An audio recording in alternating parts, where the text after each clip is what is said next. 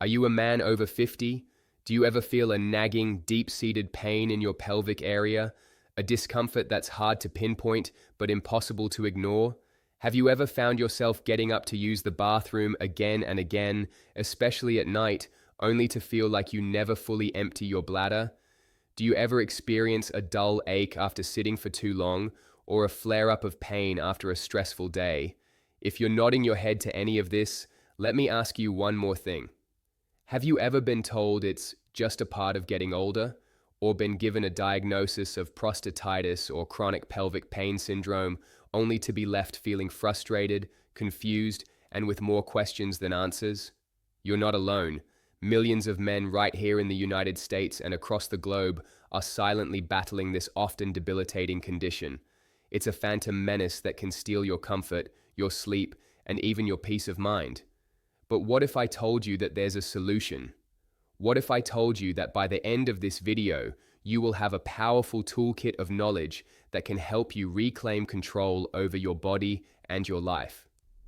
Modern research is shedding new light on prostatitis and chronic pelvic pain syndrome every day, and what it's revealing is that the power to manage, and in many cases significantly reduce your symptoms, lies in the choices you make every single day. We're going to count down the top 5 most harmful things you need to avoid, from number 5 all the way down to the number 1 absolute worst offender.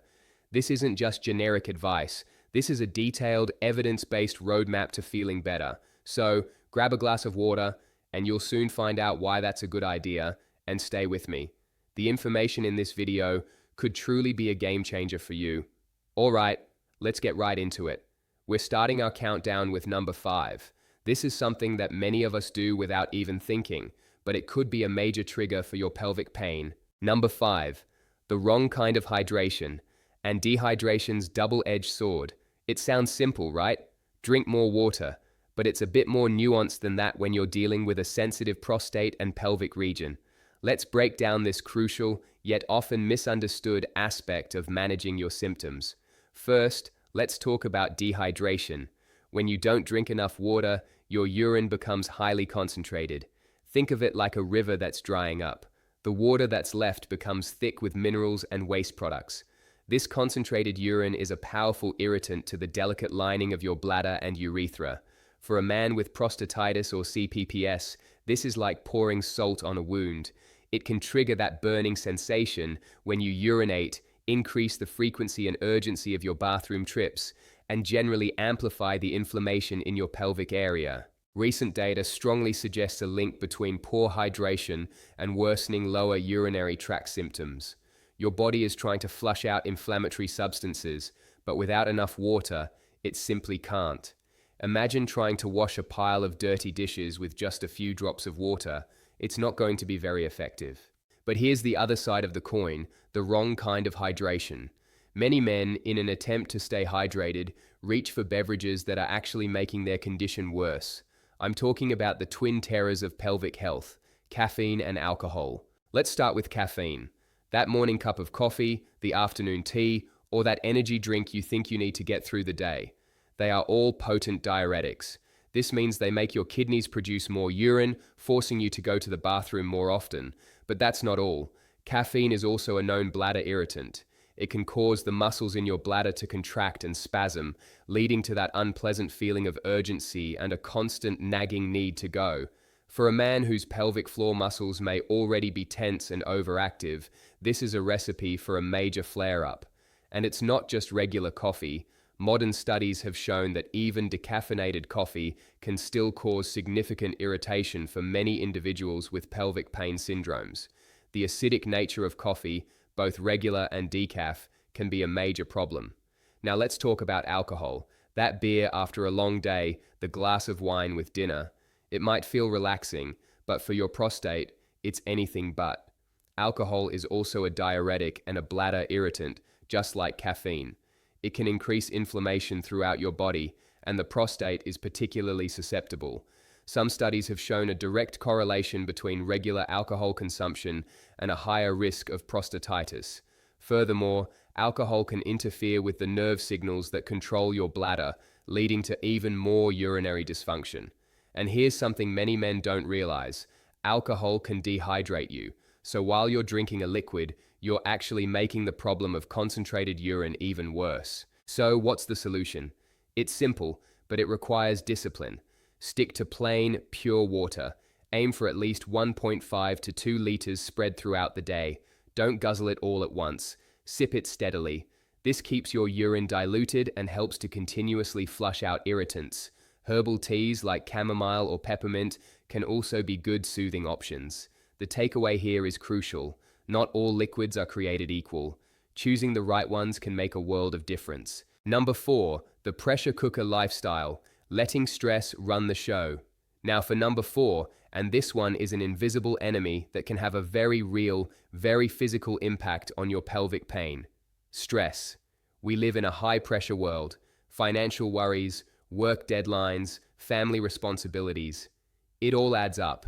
And for men, especially from a generation that was often taught to just tough it out, acknowledging and managing stress can be a real challenge. But here's what the latest research is telling us loud and clear. There is a profound and undeniable link between your mind and your pelvic floor. Think about what you do when you're startled or under pressure. You clench your jaw, you tighten your shoulders. Well, you also unconsciously clench your pelvic floor muscles. This is part of the body's natural fight or flight response. The problem is, when you're living in a state of chronic stress, those pelvic floor muscles can become chronically tight, spasming, and inflamed. This condition is often referred to as hypertonic pelvic floor dysfunction, and it's a major driver of the pain in chronic pelvic pain syndrome. Imagine your pelvic floor is a hammock of muscles supporting your bladder and other organs. A healthy hammock is strong yet flexible, but under chronic stress, that hammock becomes a rigid, unyielding board. This constant tension can lead to a whole host of problems: restricted blood flow to the area, which hampers healing; nerve irritation, which sends a constant barrage of pain signals to your brain; and of course, that persistent, deep-seated ache that is the hallmark of CPPS. Modern science has shown that stress hormones, particularly cortisol, can also directly contribute to inflammation throughout the body. So, not only is stress causing a physical clenching, but it's also fueling the inflammatory fire at a chemical level. It becomes a vicious cycle. The pain causes you stress, and the stress makes the pain worse. Let me give you a concrete example. Think about a tough day at work. You're dealing with a difficult boss or a challenging project. You might not notice it, but you're likely sitting tensed up for hours on end. By the time you get home, that familiar ache in your perineum or lower back is back with a vengeance. That's not a coincidence. That's your body's physical manifestation of the stress you've been under all day. So, how do you fight this invisible enemy? It's about actively engaging in stress-reducing practices. This isn't new age stuff. This is practical, evidence-based medicine for your nervous system. Deep diaphragmatic breathing, or belly breathing, is incredibly powerful. By taking slow, deep breaths that engage your diaphragm, you can directly signal to your nervous system that it's safe to relax. This, in turn, helps to release the tension in your pelvic floor. Other proven techniques include mindfulness meditation, gentle stretching or yoga, and simply making time for hobbies that you enjoy and that take your mind off your worries. Even something as simple as a 20-minute walk in nature can have a profound effect on your stress levels and consequently your pain levels. The key is to understand that managing your stress is not a luxury. For a man with prostatitis or CPPS, it's an essential part of your treatment plan. You have to break the cycle. Number 3, the flavor that fights back. The truth about spicy and acidic foods. Coming in at number 3 on our list of things to avoid is something that many of us love, a little kick in our food. But when you're dealing with pelvic pain, that kick can feel more like a full-blown assault on your system. We're talking about spicy and highly acidic foods. Let's start with the spicy stuff. Foods that contain capsaicin, the compound that gives chili peppers their heat, can be major irritants. While some people can handle the heat just fine, for a man with an inflamed prostate or a sensitive bladder, it's a different story. When you ingest these spicy foods, the capsaicin compounds are eventually excreted through your urine. As this capsaicin-laced urine passes through your urinary tract, it can directly irritate the already inflamed tissues of your prostate and bladder lining. Think of it this way: If you had a sunburn, you wouldn't rub hot sauce on it, would you? It's a similar principle here. You have an internal inflammation, and these spicy compounds are essentially fanning the flames from the inside out. This can lead to a very noticeable increase in burning sensations, urinary urgency, and that general feeling of pelvic discomfort, often within hours of eating the offending meal. Many men with CPPS report that a spicy dinner can ruin their entire next day, but it's not just about the obvious culprits like hot wings or a fiery curry. You need to become a bit of a detective and read your food labels. Hot sauces, certain salsas, and even some processed foods can have hidden sources of intense spice that can trigger a flare-up. Now, let's move on to acidic foods. This is another category that can cause significant problems. Highly acidic foods and drinks can lower the pH of your urine, making it more acidic and therefore more irritating to your urinary tract.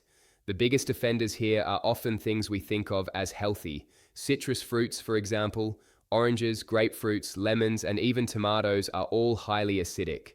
While they are packed with vitamins, their acidity can be a major problem for a sensitive bladder. That glass of orange juice in the morning, it could be setting you up for a day of pain. Tomato sauce on your pasta, another potential trigger. It's important to remember that everyone's tolerance is different. Some men might be able to handle a small amount of tomato in a salad, while for others, even that is too much. This is where keeping a food and symptom diary can be incredibly helpful. For a week or two, jot down everything you eat and drink, and make a note of how your symptoms are on a scale of 1 to 10. You might start to see a very clear pattern emerge, linking certain foods to your worst days. The solution isn't to live on a bland, boring diet. It's about being smart and strategic. It's about identifying your personal triggers and then finding delicious alternatives. Instead of hot sauce, maybe you can use herbs like oregano, basil, and thyme to flavor your food. Instead of a highly acidic tomato sauce, perhaps a creamy, non-dairy alternative could work. It's a process of elimination and discovery, but it's a process that can pay huge dividends in your daily comfort. Number 2, the sedentary sentence. Why sitting is the new smoking for your prostate. We're getting close to the top spot, but at number 2, we have an activity that is so ingrained in our modern lives that we barely even notice we're doing it, yet it is wreaking havoc on pelvic health: prolonged sitting. I'm going to make a bold statement. For a man with prostatitis or CPPS, sitting for long periods is one of the absolute worst things you can do. Modern research is increasingly pointing to our sedentary lifestyle as a primary aggravating factor for a whole host of health issues, and pelvic pain is right at the top of that list. Let's break down exactly what happens when you sit. When you're in a seated position, you are putting direct, sustained pressure on your perineum. That's the area between your scrotum and your anus. And what lies right in that area? Your prostate gland and the complex network of nerves and muscles that make up your pelvic floor. When you sit for hours on end, day after day, you are essentially compressing this incredibly sensitive region. This compression does several very bad things. First, it can restrict blood flow. Reduced blood flow means less oxygen and fewer nutrients getting to the tissues, and a slower removal of inflammatory waste products. This creates a stagnant, unhealthy environment that is perfect for pain and inflammation to thrive. Second, the constant pressure can directly irritate the nerves in the pelvic region, particularly the pudendal nerve, which is a major nerve pathway for pelvic sensation. When this nerve gets irritated or compressed, it can send out a barrage of pain signals that can manifest as aching, burning, or even sharp, stabbing pains. And third, as we discussed earlier with stress, sitting often leads to a tightening of the pelvic floor muscles. When you're slumped in a chair, your posture is often poor, which puts your pelvic floor in a shortened, tensed position. Do this for 8 hours a day at a desk job, and you're essentially training your pelvic floor muscles to be in a constant state of spasm. Think of it like this. Imagine putting a clamp on a garden hose. The water flow is restricted, and the pressure builds up. That's what you're doing to your pelvic region when you sit for too long. Truck drivers, office workers, pilots, writers, anyone whose profession or lifestyle involves long hours in a chair is at a significantly higher risk of developing or exacerbating CPPS. So what's a man to do in a world that's designed around sitting? The answer is movement. You have to break the sedentary cycle. The rule of thumb that many physical therapists recommend is to get up and move for at least 5 minutes for every 30 minutes of sitting. Set a timer on your phone or your computer. When it goes off, stand up, stretch, walk around the office, do a few gentle squats, anything to take that pressure off your perineum and get the blood flowing again. Investing in a sit-stand desk can be a life-changing decision for an office worker. Alternating between sitting and standing throughout the day can dramatically reduce the total time you spend compressing your pelvic floor. And when you do sit, sit smarter. Avoid hard, unforgiving surfaces. A supportive cushion, particularly a specialized coccyx or pelvic floor cushion with a cutout for the perineum, can be incredibly beneficial. These cushions are designed to redistribute your weight onto your site bones, taking the pressure off that critical central area. Make no mistake, your chair can be your worst enemy or your best friend. Making a conscious, deliberate effort to sit less and move more is not just a suggestion. It is a fundamental pillar of managing and overcoming chronic pelvic pain. Number 1, the dietary demolition crew: processed foods, sugar, and unhealthy fats. And here we are, the number 1 most harmful thing you need to avoid for prostatitis and chronic pelvic pain syndrome. This isn't a single food or a single activity. It's a whole category of substances that have infiltrated our modern diet and are, according to a growing body of scientific evidence, a primary driver of chronic inflammation throughout the body. I'm talking about the trifecta of dietary evil: highly processed foods, refined sugar, and unhealthy fats. If you take away only one thing from this video, let it be this: the food you eat is either fighting inflammation or it is fueling it. There is no middle ground. Let's start with highly processed foods. This is anything that comes in a box, a bag, or a can and has a long list of ingredients you can't pronounce. These foods are often loaded with artificial additives, preservatives, and chemicals that your body doesn't recognize as real food. When you consume them, your immune system can go on high alert, triggering a systemic inflammatory response. For a man with an already inflamed prostate, this is like pouring gasoline on a fire.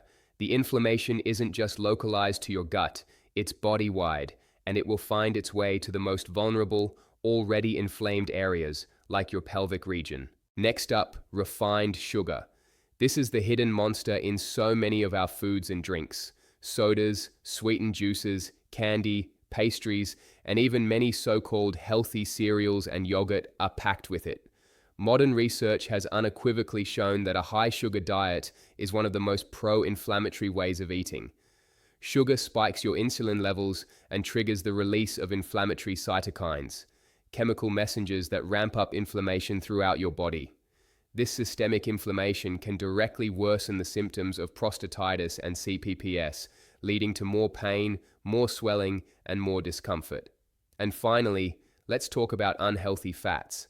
I'm referring specifically to trans fats, often found in fried foods, baked goods, and many processed snacks, and an overabundance of omega-6 fatty acids found in oils like corn, soy, and sunflower oil. When consumed in excess, these fats also promote a powerful inflammatory response in the body. Think of your body as a high-performance engine. These processed foods, sugars, and bad fats are like putting low-grade, dirty fuel into that engine. It's going to sputter, clog up, and eventually break down. The pain and inflammation in your pelvis are the warning lights on your dashboard, begging you to change the fuel you're using. So, what's the alternative? It's a whole foods, anti-inflammatory diet. This is not a diet in the sense of restriction and deprivation. It's a way of eating that celebrates real, nourishing food. Focus on brightly colored fruits and vegetables, which are packed with anti-inflammatory antioxidants. Think leafy greens, berries, broccoli, and peppers.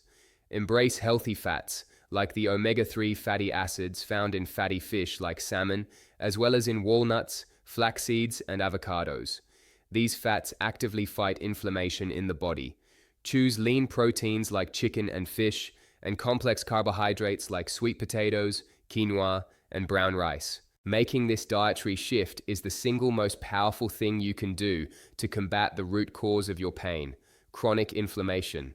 It takes effort, it takes planning, and it takes a commitment to read labels and choose wisely. But the payoff is immense.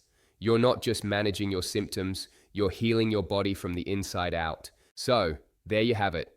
The top 5 harmful things to avoid for prostatitis and chronic pelvic pain syndrome. Let's recap. Number 5, the wrong kind of hydration. Ditch the caffeine and alcohol and embrace pure water. Number 4, the pressure cooker lifestyle. Actively manage your stress to relax your pelvic floor. Number 3, the flavor that fights back. Identify and avoid your personal triggers from spicy and acidic foods. Number 2, the sedentary sentence. Sit less, move more, and take the pressure off your prostate. And number 1, the dietary demolition crew. Eliminate processed foods, sugar, and unhealthy fats, and adopt an anti-inflammatory way of eating. I know this is a lot of information, and making these changes can seem daunting. But I want you to see this not as a list of restrictions, but as a list of opportunities. Each one of these points is a powerful lever you can pull to improve your quality of life. You don't have to suffer in silence, and you don't have to accept this pain as your new normal. The knowledge is out there, backed by modern science. The power to change is in your hands. Start with one thing. Maybe this week, you focus on getting up from your desk every 30 minutes, or maybe you swap out that daily soda for a glass of water. Small, consistent steps lead to massive, lasting results. This is your journey to wellness, and it starts today. Thank you for watching. If you found this information valuable, please give this video a thumbs up and consider subscribing for more evidence-based health content for men. And please, share your own experiences and questions in the comments below. Let's create a community of support for men who are ready to take back control of their health.